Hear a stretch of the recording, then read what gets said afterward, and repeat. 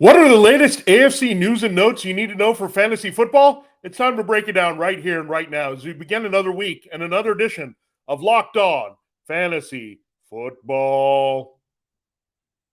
You are Locked On Fantasy, your daily NFL fantasy podcast. Part of the Locked On Podcast Network. Your team every day.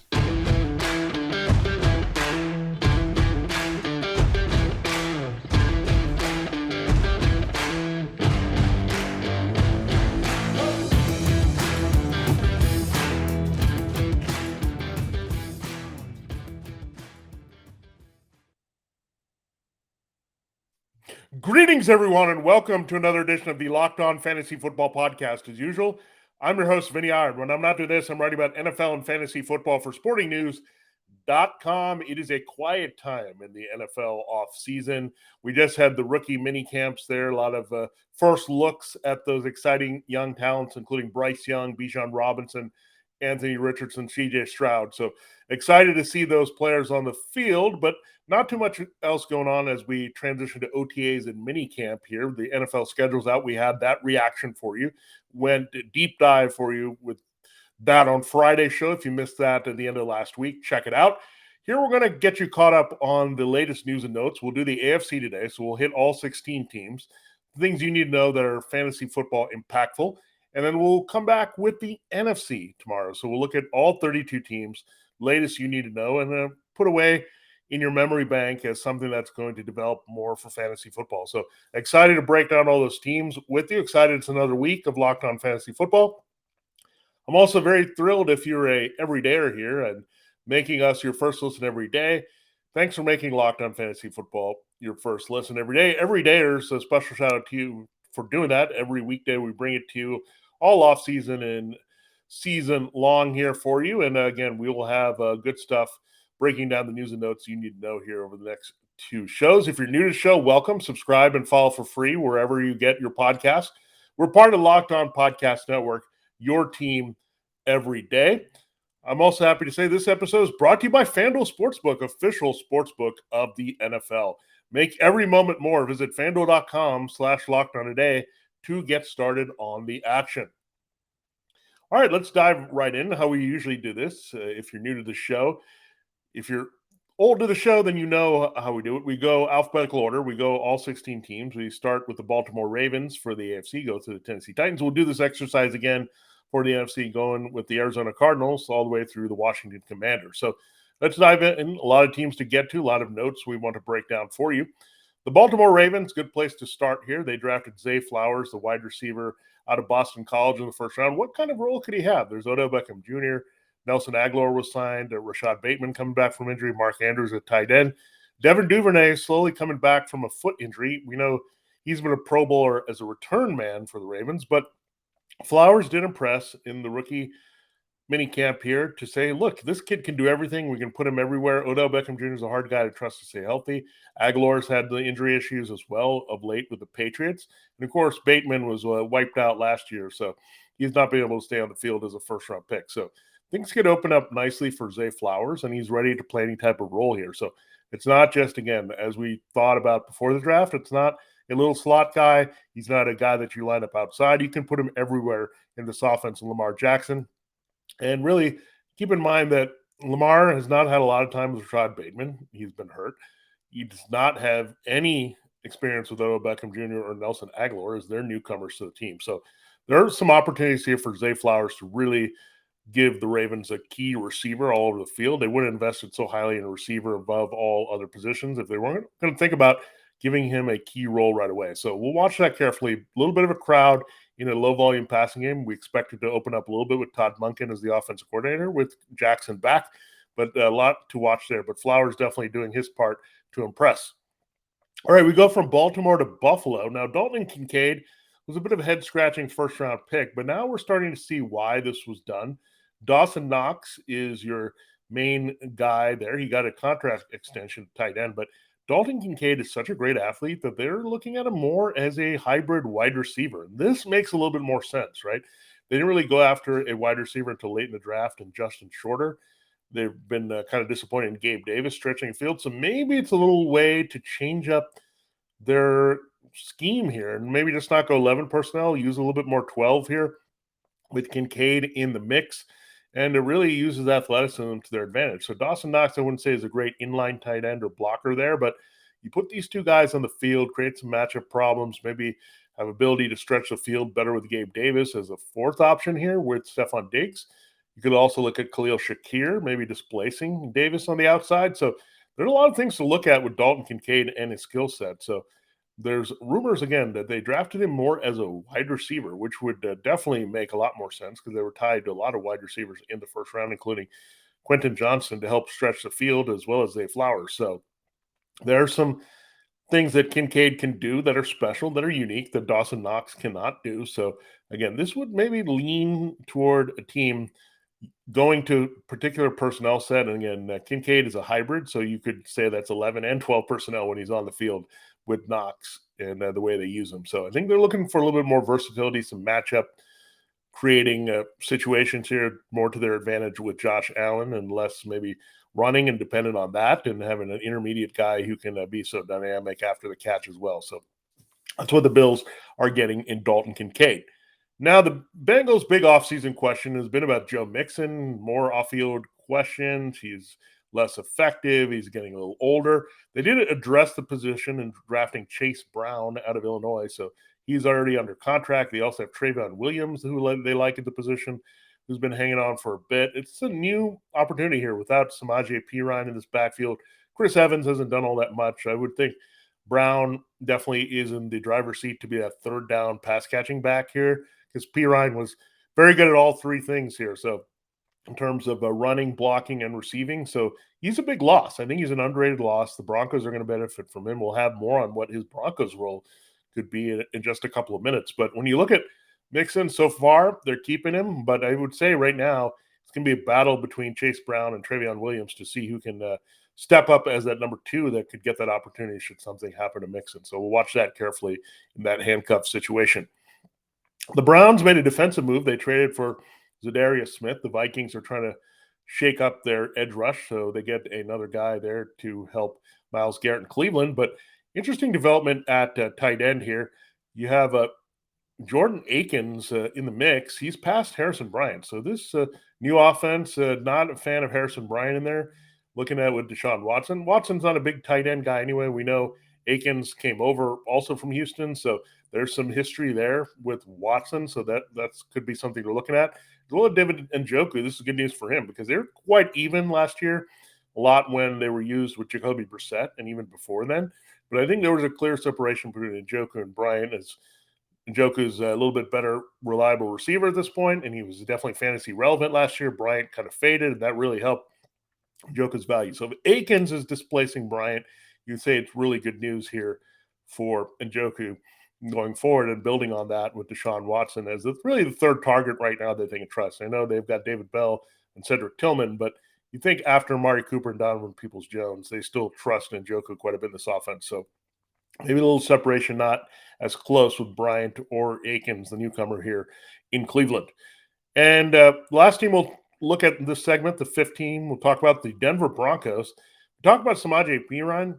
They're pretty confident in him being a three-down back. Why is this important? They're not 100% sure Javonte Williams was a major knee injury from last year, can return and stay off the physically unable to perform list to start the season. So that's really good if you have Javonte Williams on PUP. I think this just makes Perine an on-demand, in-demand running back you do need if you're going to go after the shot with Javonte Williams here. I think Williams is still a hand RB2 only because he's got the injury. If he was not with the injury, I think you'd look at him more as an RB1, but they do trust in Perine to cut into the work a little bit and, again, be a strong contingency here until you can get the complete Javonte Williams on the field. Now, a couple of newcomers in the mix that are joining Perine. Marvin Mims, I think they have a big play type role specified for him. That looks like the case here, stretching the field at certain times here. They like that element. We know it's Sean Payton and Joe Lombardi going back to their Saints days, so they like that big play threat. So I don't think he's necessarily going to cut into what they have because, again, they're pretty deep now, tight end or wide receiver and tight end, really. But you look at wide receiver, it's Cortland Sutton, Tim Patrick, Jerry Jeudy. I think Jeudy is going to be the odd man out in being re-signed next year, but Mims could have a key role here as the number 4 receiver in big play situations there, as maybe he gets the full-time work in the middle of the field over Jerry Jeudy next year. Now, tight end, they did get deeper. We jumped that gun a little bit, but Greg Dulcich is getting some real competition. Adam Troutman, they traded for him during the draft, so Saints familiarity definitely is there with Troutman coming over from New Orleans. So a little bit concerning there for Dulcich that you have another athletic presence. I know Troutman didn't live up to much ahead of Juwan Johnson there, and he really was a disappointment. Juwan Johnson had some fantasy relevance, but I think the Saints still think they can make more of him as an athlete here. That Saints brain trust, I should say, with Peyton and Lombardi. So we'll see how it develops here, but definitely it's not great news for Dulcich, and really Mims in the mix. It's not great news for how we want to navigate these three wide receivers, established veterans here with Russell Wilson. All right, there you have a look at 5 teams, latest NFC news and notes that pertain to fantasy football. Again, we'll come back tomorrow with the NFC, wherever you get your podcast, subscribe and follow for free. Thanks every day for being with us every weekday. We're part of the Locked On Podcast Network, your team every day. We told you at the top, this episode of Locked On Fantasy Football is brought to you by the fine folks at FanDuel Sportsbook. And really, it is a great sports book for NFL action, but we know what's in full swing right now. It's the NBA, and the NBA is headed to the conference finals. That's right. We finally have our final 4 teams here. It is first the Lakers and the Nuggets. So LeBron James, Nikola Jokic, what a playoff ending there in that conference, and Anthony Davis on the side here. And then you look at the Western, that's a great matchup, but you look at the Eastern, what another great matchup. Jason Tatum just off a 51-point performance for the Celtics. They're headed back to the conference championships playing the Miami Heat and Jimmy Butler. So a lot of excitement there during the final round of the NBA playoffs before the NBA finals, because right now new customers can get a no-sweat first bet at FanDuel Sportsbook up to $1,000. That's right. If you're a new customer to FanDuel, you get $1,000 back in bonus bets if your first bet doesn't win. Really, what's great about betting on FanDuel, you can use the app and you can check out their great promotions every day. They give you some nice little parlay, teaser things that you can check out and ways to get in on the action in different ways. So it's really fun, easy to track your bets, safe and secure app that you can totally trust here for your wagering. So, and the best thing is you can look at your account after you've won, you get paid instantly. So there's no better place to bet on all the playoff action than at America's #1 sportsbook. That is FanDuel Sportsbook. Again, visit FanDuel.com/lockedon. Get a no-sweat first bet up to $1,000. That's FanDuel.com/lockedon. FanDuel, official sports betting partner of the NBA, as well as a proud sponsor here of the Locked On Network and official sportsbook of the NFL. Make every moment more with FanDuel. All right, it is time to continue the show here in the moment. Thanks again for making Locked On Fantasy Football your first listen every day. We're part of Locked On Podcast Network, your team every day. Subscribe and follow for free wherever you get your podcasts, including YouTube. All right, let's dive right into the rest of the AFC news and notes. We'll cover 6 teams in this segment, then close with 5 more in our final segment here on Locked On Fantasy Football on a Monday. Don't forget, we'll come back with the NFC news and notes tomorrow. Texans, how about C.J. Stroud lobbying to get Tank Dell on the team? So we like that there's an established chemistry and push here. Rookie versus rookie is very good here when we're looking at the impact. I know they got Xavier Hutchinson from Iowa State later in the draft, but Tank Dell, if anyone was banging the table here, maybe C.J. Stroud knew the Texans were going to take him at 2 when it was pretty clear that the Panthers were going to take Bryce Young at number 1, that he wanted Tank Dell. And keep in mind, there's some crossover between the Ohio State and Houston Cougars offenses here that we've seen in the past. Tom Herman in between there. So when you look at the things that have transpired, I think, look at Tank Dell. I mean, they lost Brandon Cooks. They didn't replace him with Robert Woods, but he's an aging guy that has had a lot of knee issues. Well, Cooks was a pretty consistent producer. You're not sure what you're going to get from Nico Collins. I know this new offense really fits him. Tank Dell's that Deebo Samuel, Brandon Ayuk type. You can line him up everywhere, throw to him. He can make things happen after the catch, a bit of a hybrid, open field guy. So Tank Dell, watch out for him. I love this guy, Nathaniel Tank Dell, and he's a little guy. I love those ironic nicknames when he's a smaller guy, diminutive dasher. And I love that C.J. Stroud, immediate connection with him in rookie minicamp. So watch out for Tank Dell being a big part of what the Texans do sooner rather than later here in this offense, rebooting under Bobby Slowick and the 49ers style of offense. All right, let's go to Indianapolis here from Houston. So we have a run of AFC South teams we'll explore. Anthony Richardson, there was a nice story about him that there was an event with rookies and that we saw Troy Vincent applauded him because he was the guy to help clean up and stay there and do that. So he's pretty dedicated. He's going to put in the work. That's great news to hear with Anthony Richardson. His personality has been very promising here that he's going to put the work needed to succeed in Shane Steichen's offense. They also moved on from Nick Foles, so it's down to Gardner Minshew versus Richardson to see how quickly he can get on the field. I think there was a presumption Richardson was going to sit, but now he has a very good shot after a little impression and impressing there as well with Alec Pierce and some others in their rookie minicamp that you're going to see some big things here with Anthony Richardson, and it looks like he's going to have a real shot to displace Minshew right away to start. That'd be exciting, and then he would come right into our sleeper QB1 conversation as one of the bullet QB2s that we're going to look at on the rise. The Jaguars don't have any questions with their quarterback. Trevor Lawrence looks very entrenched as a QB1 for fantasy with all the weapons he has, including now Calvin Ridley. But big important development, they've signed Anton Harrison. He was their rookie first-round pick. Looks like they are going to get a suspension here soon for Cam Robinson. That is too bad. They have Walker Little to help replace him and also losing Jawan Taylor to the Chiefs in free agency. So Anton Harrison is going to play a big role, not just in the pass protection early, but also run blocking, openings up for Travis Etienne and the rest of the backfield. All right, we go from Jacksonville to the AFC West and the Kansas City Chiefs, your defending Super Bowl champions.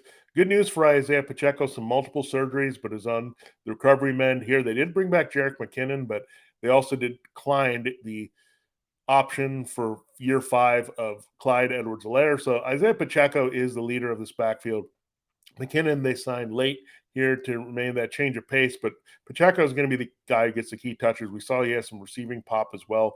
Good power back, complete back. So watch out for Andy Reid going back to a feature back this year with McKinnon maybe being a change of pace, a little bit of rest in those third down situations, but looking great for Pacheco as they're phasing out Edwards-Helaire. Maybe they've learned their lesson. Don't use a first-round pick in real life there in the NFL draft and Edwards-Helaire when you can get an Isiah Pacheco in round 7 and get real promise out of your backfield. So maybe the Chiefs have learned that, learned their system is superior here, and it can plug in a guy such as Pacheco. So I'm expecting a nice RB2 floor in half-point PPR even from Pacheco this year. Kadarius Toney, they're excited about him as well, and you have Sky Moore and Marquez Valdes-Scantling, and now the rookie Rashee Rice. But I think they believe in Toney here without Juju Smith-Schuster to really be the number 1 receiver lineup. That'll be great for his value. They're playing off Travis Kelce, so love that. And the Chiefs didn't stand still in their offensive line. Looks like they're going to put Jawan Taylor, the aforementioned former Jaguar, at right tackle. Donovan Smith was signed. So plug-and-play left tackle, the former Buccaneers guy in front of Tom Brady. They released him for salary cap purposes, so he goes from now playing with Tristan Wirfs to now Jawan Taylor on the other side. But very good news here. Good recovery after losing Orlando Brown to the rival Bengals in free agency, getting a guy off the street released by a very good team last year. All right, we go from the Chiefs to another team in the AFC West, the Raiders. Tom Brady is getting restless. He may want to buy the Raiders or part of them at least. That's good news. So he's around the Raiders a little bit, influencing Josh McDaniels and Jimmy Garoppolo. I think this offense is going to have a little bit more upside, we think, with their passing game. Too many weapons there, right? Between Devontae Adams and Hunter Renfrow and Jacoby Myers, they now have a little bit more pop at tight end with the rookie Michael Mayer. Josh Jacobs, a pretty good receiver as well. So watch out for this team having a little bit more offensive juice. And defensively, Raiders, much like a lot of other teams, taking care of their first-round picks. Tyree Wilson under contract here for his rookie deal. The final team we'll get to in this segment, the Los Angeles Chargers. They've got Quentin Johnston under contract, so it didn't take long to get their first-round wide receiver. We'll see that there's still not a lot of high expectations for him as a rookie with Mike Williams occupying that role, but should something happen to Williams or Keenan Allen, then you see that. But Johnson in the mix here for the Chargers, and they like his skill set a lot, so we'll see if he's given the opportunity to take advantage of that with Justin Herbert. So good stuff there. We still have to break down 5 more teams for you. We'll do that in our final segment. We'll go from the Dolphins through the Titans here. Again, really happy that you're joining all the shows on the network, and we're breaking down all the teams for you from the AFC. Check out our team-by-team podcast here, keeping you up to date with the latest news and notes you need to know. I know, look, the draft is over, the schedule release is over, free agency is in the rear view, but a lot of things you need to know. How does your team all come together here for OTAs and minicamp? So check it out. All our good team-by-team NFL podcast, Locked On NFL Network, Locked On Podcast Network, your team every day, your fantasy team every day. All right, it is time to close the show and look at 5 more teams and their latest news and notes coming out of the AFC. Again, we'll do this tomorrow with the NFC. The Dolphins, Devin Achane continues to get some buzz here, even though they brought back Raheem Mostert and Jeff Wilson Jr. and Myles Gaskin's a Mick. I think Gaskin is pretty much done here with Achane and the drafting. We know Mike McDaniels was pumped. We saw the little fist pump mini celebration he had when they drafted Achane. So this reminds me a lot of the Elijah Mitchell situation. Remember, we thought, okay, Trey Sermon is going to be the guy or someone's going to be the guy. But it can change very quickly in this 49er style of offense, run blocking. And the Dolphins are not immune to that with Mike McDaniel. So Devin Achane, I really liked him. I really thought he was the 3rd best running back in the draft overall when you look at the skill set behind Bijan Robinson and Jahmyr Gibbs. So it lines up really well for Achane to maybe have a big role and lead this Dolphins backfield before it's all said and done. We go from New England. Well, we go to New England, I say. We go from Miami to New England. We'll have the Jets next here to break down the news and notes. James Robinson, not a lot of confidence that he's actually going to challenge Ramondre Stevenson for key touches. That could help Pierre Strong as number 3 here. So we need to see how it plays out. We want to trust Stevenson being the lead back. They didn't really look to replace Damian Harris, who signed with the rival Bills in free agency during the draft. So maybe they're just rolling with Stevenson a bigger role. Robinson, again, has the potential to be cut. Look at some of those younger backs, Pierre Strong, namely here. So we'll see how it plays out. But, man, it's looking great for Ramondre Stevenson as an RB1 with real upside. For the Jets, we do like Breece Hall as an RB1 if he can come back healthy. But the number 2 role in flux a little bit. They have Zonovan Knight and Michael Carter. These guys were okay. They had a little bit of flashes. But Israel Abanikanda, who they drafted out of Pittsburgh, is a steal. They already have him under contract here. So complete back can do a lot of things. 3-down guy can catch passes as well. So he more falls in line with the type of back that Breece Hall is, and you want to have that seamless transition versus being limited there. Michael Carter is a little bit frail, not much of a power back. Zonovan Knight might not be the biggest asset as a receiver. So you want somebody similar, and Abanikanda might be the guy. So we'll watch that depth chart here carefully. And Corey Davis, they're not giving up on him, even though the team signed Randall Cobb here for Aaron Rodgers. Interesting weaponry now. Al Lazard and Randall Cobb follow Aaron Rodgers from Green Bay to New York. You also have, of course, Garrett Wilson in an alpha big-time role here. So Corey Davis hanging on here. So they do have some versatility. They didn't go after receivers, so a lot of veteran work here. So I think Al Lazard could play a big slot here. They could also move around Garrett Wilson and put Lazard outside with Corey Davis. So they like Corey Davis's size. I think it's a good move here. He's rather cheap to keep. I know he's very cheap to also dump here, where you can save a little bit of cap money, but he's a veteran, seasoned guy that if he can work well with Rodgers can be a good red zone threat here for him. So it's not over yet for Corey Davis. And right now, the weapons look like in this order for Aaron Rodgers, Wilson, Lazard, Cobb, Davis battling for that 3rd spot. And the tight ends, of course, Tyler Conklin and CJ Uzomah. So a lot of receiving depth here for Aaron Rodgers, and it keeps growing. And you'll have the right options here to put up some rebound numbers with the Jets. We go from New York to Pittsburgh. The Steelers, not a lot to report there, except Al Robinson settling in, but clearly there's a separation. He's well down in the receiving pecking order behind Deontay Johnson, Pat Freiermuth, and George Pickens, as you also have Najee Harris out of the backfield. So trying to carve out his role, but Allen Robinson, more of a depth guy, kind of help a little bit with Kenny Pickett's production, especially in the red zone. And finally, we look at Tennessee, and the big question is quarterback. How is it going to play out? Right now, it seems like they're sitting on Ryan Tannehill unless there's a way to move him. That would make Malik Willis a developmental number 3, potentially off the roster here. And the Titans are not expected to be all that great here, so Will Levis could be someone that they press into the lineup as well. So something we're going to monitor all offseason long. Where do they go? I think you'd feel best if Will Levis actually was the quarterback here versus Tannehill Willis. So we want to see when that can happen, but it looks like the Titans are leaning towards giving him a shot to start earlier in the season rather than later.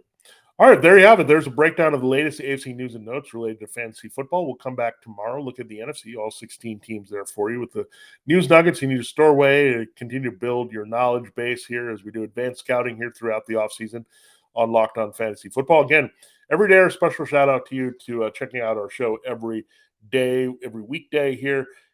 Thanks for making us Locked On Fantasy Football your first listening. And tomorrow's episode, pretty clear cut. We're going to the NFC news and notes, catching you up on everything you need to know there that is in the works for fantasy football ahead of OTAs and minicamp. So check that out. For Locked On Fantasy Football, this is Vinnie Iyer. Have the great rest of your Monday, and we'll check you out with Tuesday's show.